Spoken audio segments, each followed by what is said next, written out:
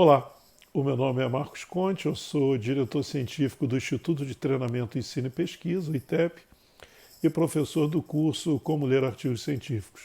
Eu vou aproveitar o momento em que foi publicado um artigo científico francês sobre o tratamento com cloroquina para o coronavírus para fazer alguns comentários, algumas reflexões sobre a metodologia do artigo. O título do artigo é um ensaio clínico aberto não randomizado avaliando a cloroquina para o tratamento do coronavírus.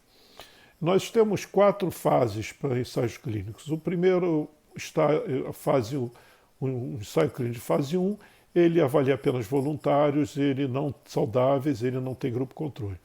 O ensaio clínico de fase 2 pode ser subdividido em dois.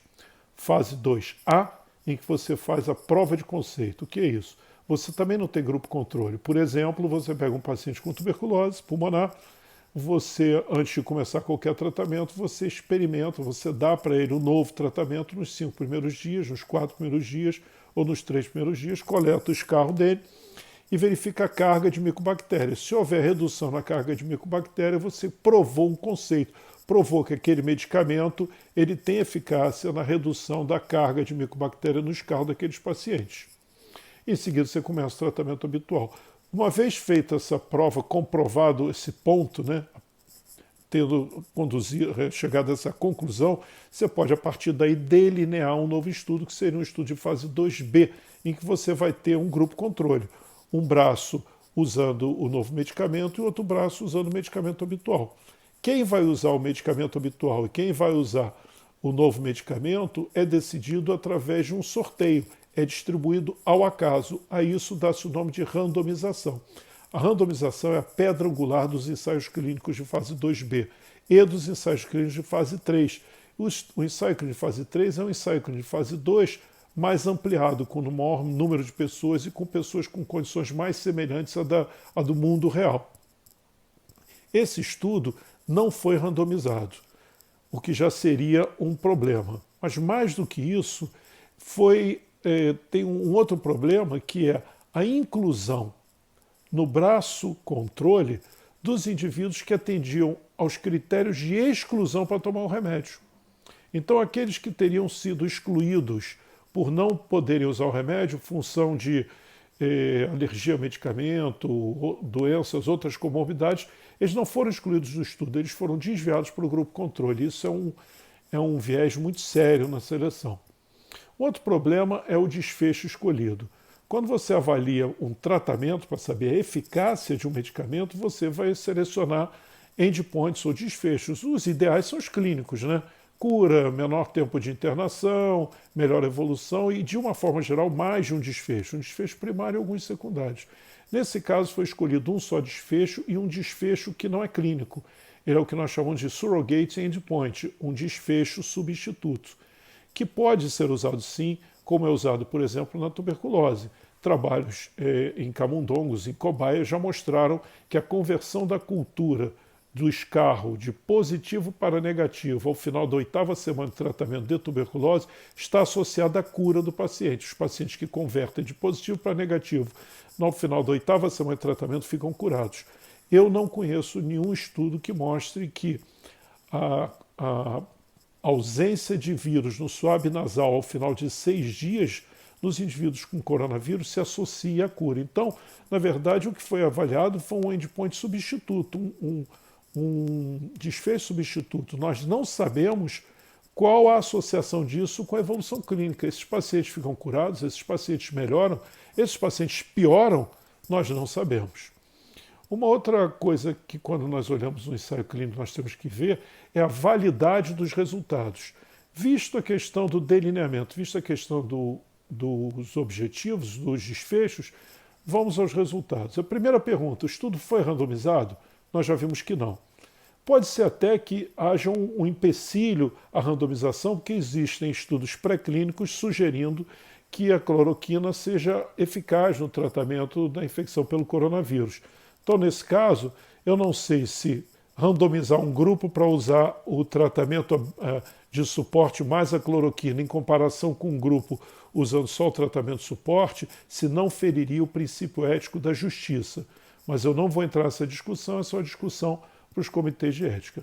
Mas o fato é que não foi randomizado. O segundo ponto é a questão das perdas. Eles falam que houve perda de segmento em 6 indivíduos.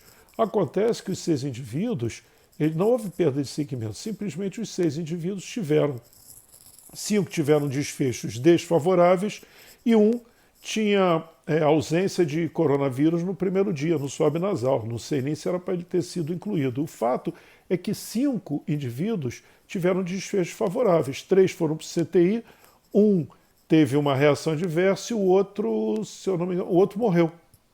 Então, esses indivíduos não eram para ter sido excluídos da análise. E mais, o indivíduo, quando é incluído num estudo, ele deve ser analisado com relação ao seu desfecho no braço em que ele foi designado.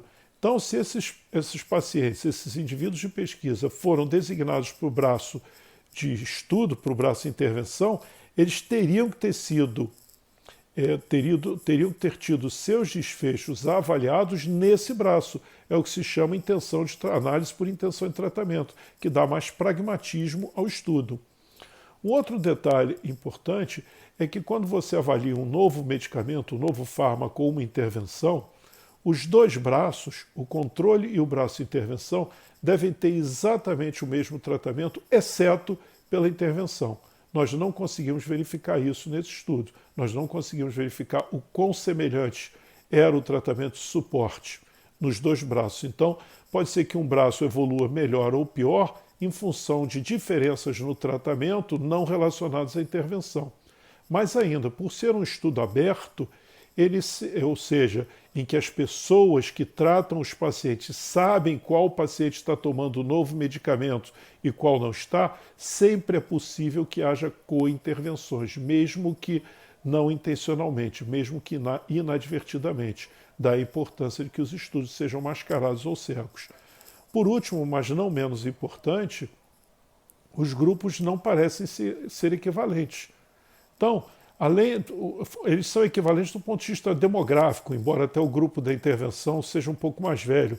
Então, em termos de sexo, etc. Mas quando você tem uma doença que tem diferentes estágios de gravidade, com diferentes estágios de mortalidade, você deve garantir que os 2 braços tenham os pacientes ou os sujeitos de pesquisa com grupos com estágios de gravidade semelhantes nos 2 braços, para que as comparações possam ser feitas de forma adequada. Isso é garantido pela randomização, que começou lá em cima. Além de não ter sido feita essa randomização, houve, como eu disse, aquele viés de desvio de pacientes que tinham contraindicação ao tratamento, que foram desviados para o grupo controle, e ao apresentar os resultados aqui, não é mostrada a equivalência de gravidade entre os pacientes, entre os 2 grupos. Eu espero que nessa rápida análise eu tenha conseguido levar todos a uma reflexão, e a conclusão que nós chegamos é que esse estudo não consegue demonstrar a eficácia da cloroquina no tratamento do coronavírus.